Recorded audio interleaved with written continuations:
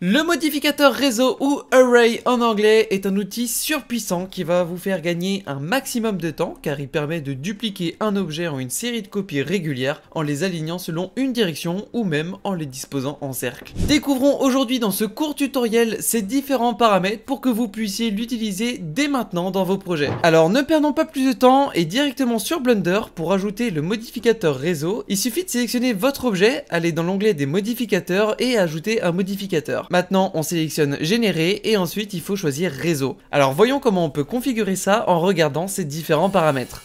Le premier, nombre, définit le nombre de copies. Si vous voulez une série de 5 cubes, vous pouvez directement le taper ou sinon, vous pouvez maintenir votre clic gauche en poussant votre souris vers la droite ou la gauche pour ajuster le nombre de valeurs. Ensuite, on a le décalage relatif qui permet de définir la distance entre chaque copie selon les axes de notre objet. Par défaut, il est réglé sur 1 en X, ce qui place notre copie juste à côté de la précédente. Si on augmente la valeur, Blender va prendre en compte les dimensions de notre objet et l'ajouter en valeur en tant que multiplicateur entre chaque copie. Par exemple, à 1,5 de valeur en X, on peut voir qu'on a la distance d'un demi-cube entre nos copies et avec la valeur de 2, on a la taille d'un cube.